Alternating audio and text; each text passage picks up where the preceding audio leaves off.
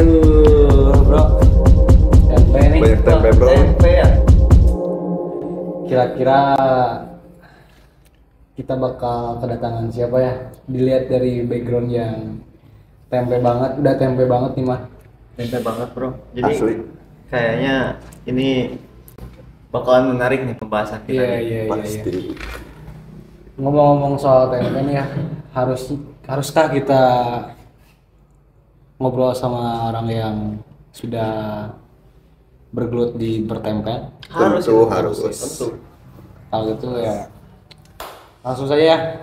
Kita Undang Mas Resta. Resta Ali Resta. Maulana. Silakan. Sehat Mas Resta. Sehat Mas Resta. Sehat Mas. Alhamdulillah. Gimana nih aman nih harian? Aman sih. Kuliah aman. Kuliah alhamdulillah aman. Dengar-dengar sekarang udah jadi ketum Lises ya. Ya alhamdulillah Ya. mungkin itu rezeki dan amanah kepada saya. Betul ya, semoga Lises di tangan Resta, Mas Resta, sorry bisa lebih baik ke depan. Betul. Amin. Oke, kita bakal bahas apa nih, Mas Rifdi? Mungkin tentunya kita akan bahas seputar pertempean ya. Karena kan sudah tahu kan tadi dari awal, apalagi backgroundnya di sini banyak tempe. Iya. Dan tentunya Mas Resta ini ahli di bidang tempe dan sudah lama juga beliau udah menggeluti dari pertempean ini. Masya Allah. Sangat dalam sekali pasti ya nanti pembahasan dari Mas Resta Pasti memberikan banyak wawasan bisnis juga kepada kita. Mas. Betul Iya. sekali. Ngomong-ngomong soal bisnis tempe, Mas Resta, bisnis tempe ini sudah berdiri sejak kapan? Baik. Saya di bisnis tempe ini sebetulnya di Cijangkar ini ya. Ya. Di Cijangkar ini kita saya dan keluarga saya memulai ini di tahun dari 2004. Wow. Sebetulnya Lama Keren-keren. sebetulnya sebelum di Cijangkar pun kita sudah lebih dulu di tempe ini, hanya saja berbeda tempatnya. iya. Dan 2004 kita pindahlah ke sini. Jadi sebelum 2004 pun sudah mulai, cuman beda untuk lokasi, bukan di Cijangkar. Betul. I see.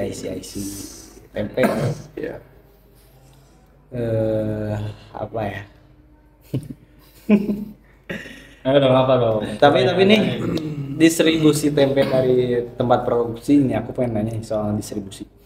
Distribusi tempe dari tempat produksi ke konsumen tuh biasanya gimana sih? Bisa lewat jalur apa? Maksudnya langsung ke konsumennya kah, atau konsumen yang datang ke sini, atau ada perantara lainnya seperti pasar kayak gitu kan? Baik.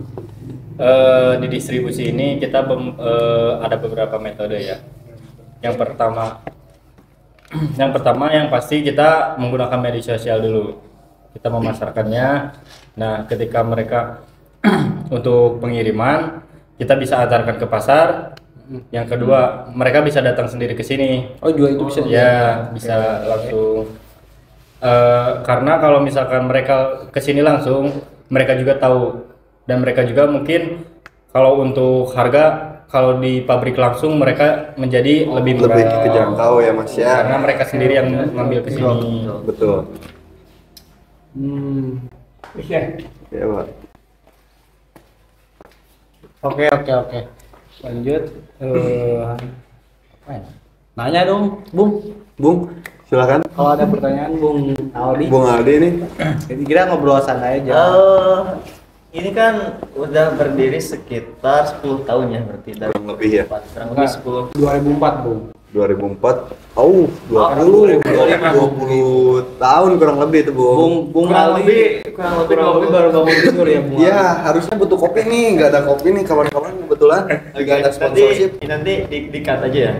Oke, nggak usah. Enggak usah. Oh nggak usah. Nggak usah, Gitu ya. santai aja. Mohon maaf. Nggak apa-apa, Jadi maafin. kurang lebih 20 tahun berarti ya. Ya, Dari sekitar sekitar. 20 sampai 21 tahun lah ya dari Iya, benar. 2004 itu.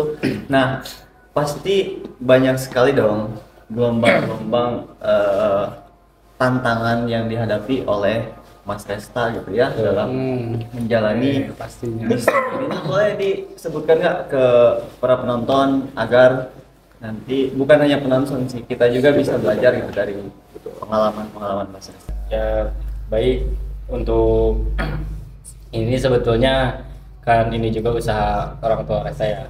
Jadi mungkin Resta terjun langsung di usaha tempe ini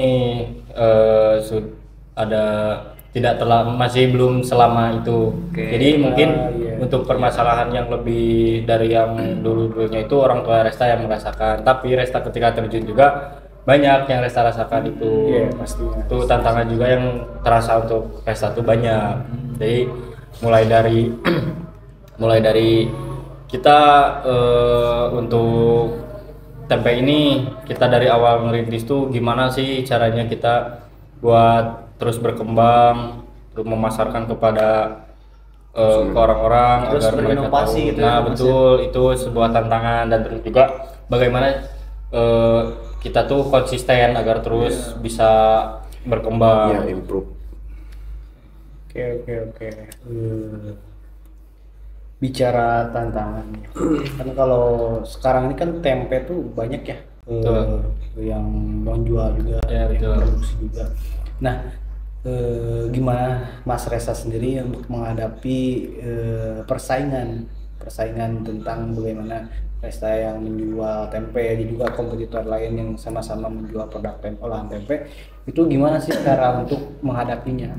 Kan nggak, kita juga pasti ada ide yang fresh kah yang bisa, oh ini produk kita lebih unggul gitu, gimana, mungkin bisa dijelaskan? Baik, untuk itu sebetulnya bisa mungkin dari Mas Irsyad, Mas Rifdi dan Mas Aldi juga tahu sendiri kan pasar-pasar di Sukabumi itu sudah banyak penjual banyak tempe sekali. itu ya. Sekali, Mas. Nah, di sini itu di Pelita saja sudah lebih dari 50 mungkin 50 lebih Pemasok.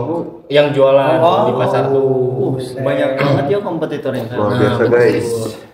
Jadi kita bagaimana cara ininya, kita lebih memberanikan diri untuk ke pasar-pasar yang di luar kota Sukabumi, seperti di kabupaten, Betul. nah, Sukabumi, Cianjur, Biprong, Pangleseran. Nah gitu kita tuh kirim pasokan tempe tuh ke sana untuk saking ketatnya di sini kita ke sana lah, terjunlah ke sana langsung ke luar kota Sukabumi. Berarti bisa dibilang itu udah cukup luas ya Mas ya, pengirimannya itu. Alhamdulillah. Secara distribusi berarti emang produk dari tempe Resta ini karena seperti yang tadi sudah dibilang ya, karena persaingan, kita Mas Resta itu punya cara tersendiri untuk mengatasi persaingan ini dengan mendistribusikan produknya ke daerah yang mungkin persaingannya masih Minim. bukan minim tapi Jadi lebih bisa di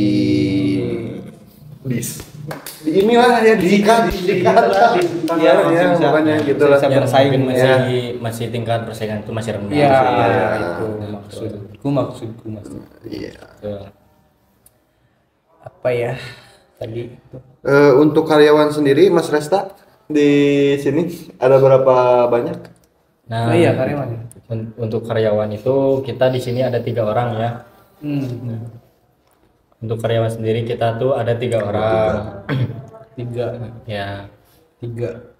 Jadi ketiga orang ini apakah emang bertahan dari sejak dulu apa bagaimana? Apa Tidak. sudah berganti?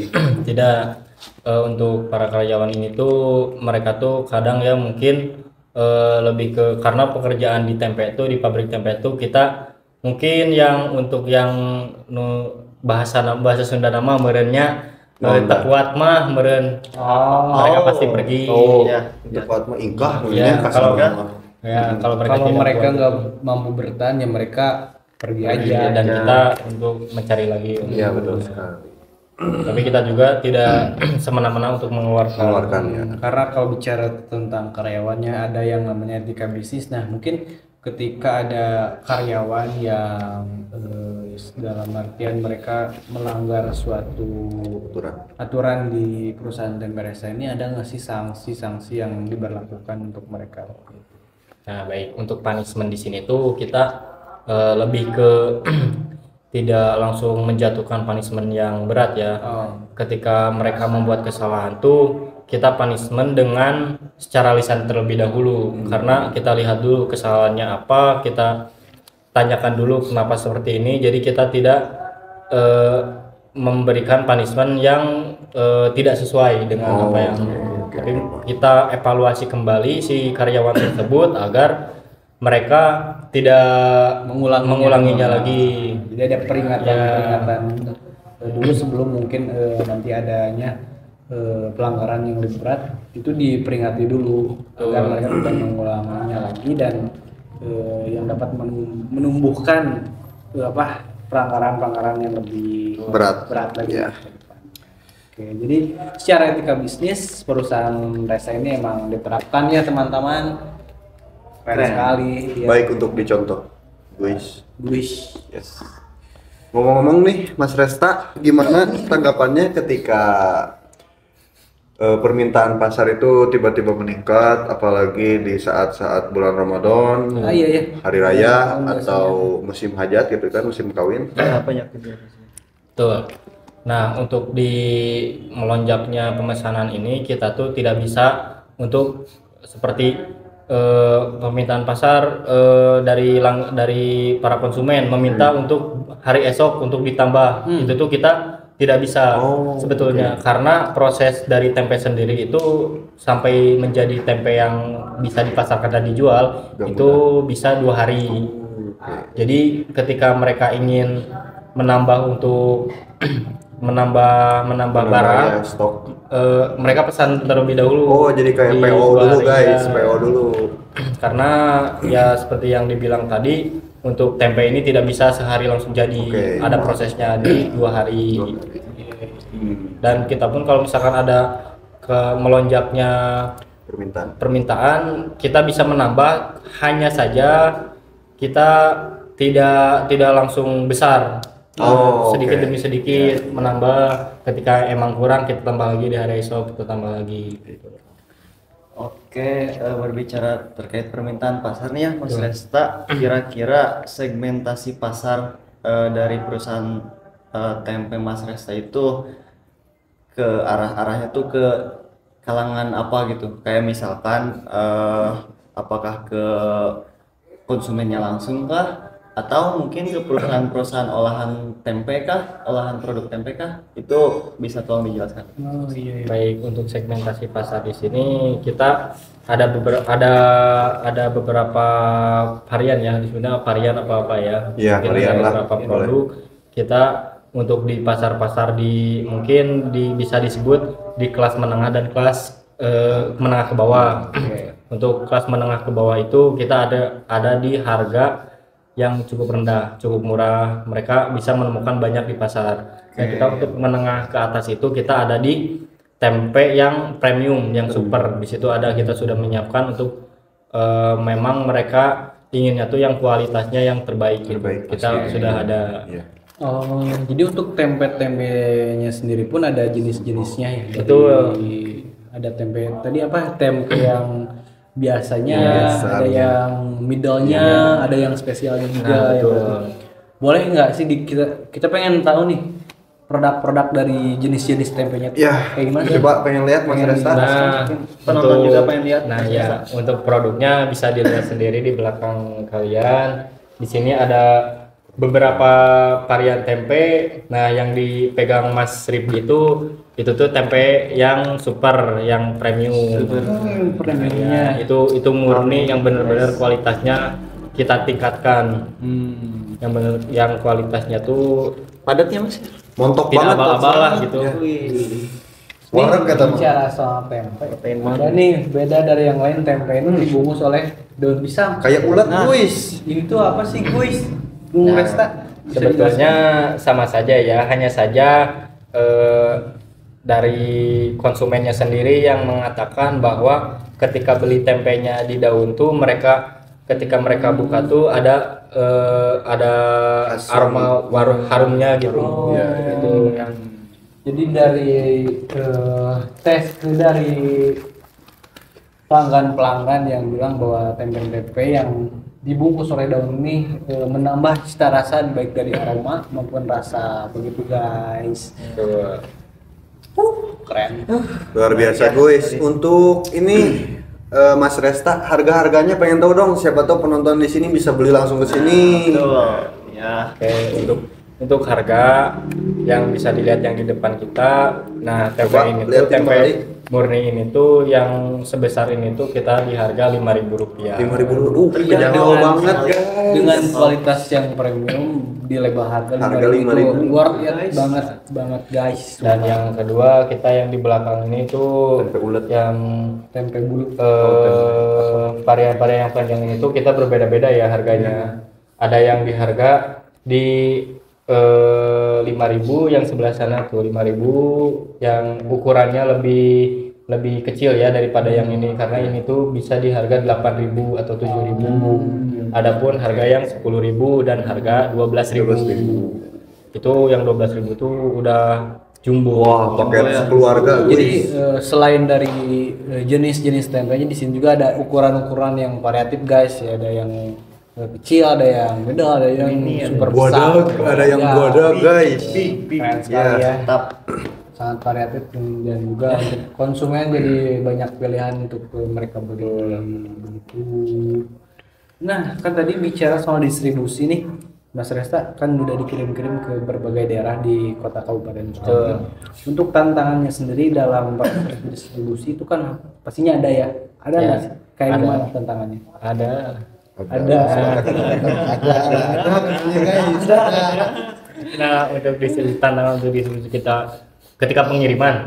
Nah, ketika pengiriman tuh biasanya kita kan untuk pengiriman yang lumayan jauh di luar kota Sukabumi itu ke kabupaten itu kita ada beberapa tantangan. Yang pertama, kita harus ngejar waktu agar si tempe ini tuh tetap fresh gitu sampai fresh kepada kualitas. konsumen tuh. Yang kedua, kita tidak tahu kejadian di jalan itu Oh, seperti iya, apa, betul, apakah betul. macet, apakah kecelakaan.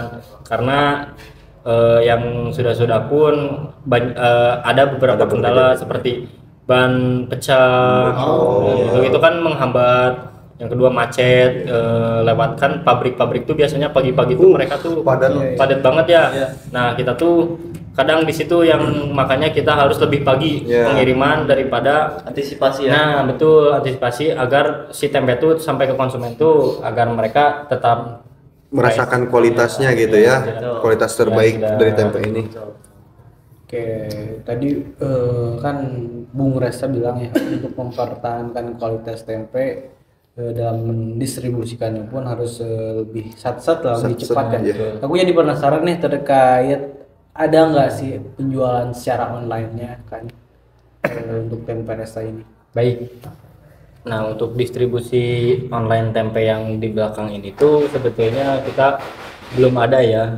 Cuman saya punya produk untuk di online tuh kita ada di keripik tempe. Keripik tempe ada juga guys.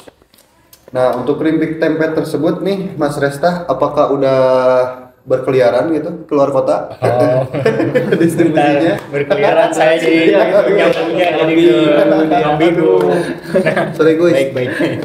Untuk keripik tempe ini kita lebih ke memasarkan kepada hari-hari besar ya, contohnya seperti Lebaran gitu kan banyak, dan kita pun sudah untuk distribusi ini kita ke tempat-tempat oleh-oleh seperti di para wisata kayak gitulah yang banyak dikunjungi oleh para wisata, sudah masuk daerah Cicurug kan di situ tuh Ya banyak emang tuh. betul. Nah, Di pinggir-pinggir jalan ya. Kota Sukabumi juga ada gitu. Oke, banyak sekali ya pembahasan kita dari awal terkait kita bicara soal sejarah daripada tempe ini, terus ada tantangan-tantangan tersendiri Setelah distribusi tentang, ya. distribusinya juga banyak sekali ya, kita bisa ambil pelajarannya dari Mas Resta ini.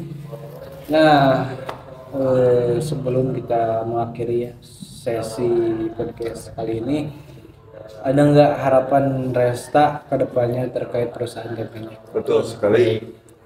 Untuk harapan saya, semoga kedepannya pabrik saya ini semakin berkembang, semakin maju, dan Amin. untuk kedepannya semoga kita bisa pabrik ini tuh bisa menggunakan alat-alat yang modern, yang seperti alat-alat yang untuk penggilingan yang sudah bagus lah, Bagus intinya, banget. ya canggih. Jadi kita menggunakan alat-alat yang sudah modern. Oke. Aminin guys. Amin. Amin. Aminin di komen guys. Amin. Dan juga bentar Mas Irsa. Oke. Saya berharap dan kedepannya semoga bisa berkembang di luar kota Sukabumi dan kabupaten, seperti bisa kita masuk ke arah yang luar negeri, masuk ke luar negeri. Go abroad guys. Oh iya Marisa tadi mau Apa ya? Kata-kata untuk para Businessmen. Ya, yang ingin merintis. memulai Merintis. Banyak mungkin anak muda di sana yang nonton gitu yang ingin seperti Mas Resta, kasih dong Nah tips-tipsnya. untuk mungkin di luar sana masih banyak ya yang ilmunya lebih luas. Mungkin untuk dari Resta sendiri itu ketika kalian ingin merintis tuh yang terpenting itu kalian konsisten di bidang di bisnis kalian. Konsisten. Meskipun kalian dari merintis yang usaha kecil, tapi ketika konsisten itu akan membuahkan hasil yang baik, yang bagus. Pasti tentunya itu. Itu kata-kata dari Resta dan kita Sebelum penutupan, siapa tahu teman-teman di sini yang mau iya. berkunjung ya. Betul. Lokasinya, untuk lokasi di mana Mas Resta? Spill dulu Untuk dong. lokasi pabrik ini tuh di Jalan Cijangkar, Kota Sukabumi. Kalian bisa lihat di Google Maps.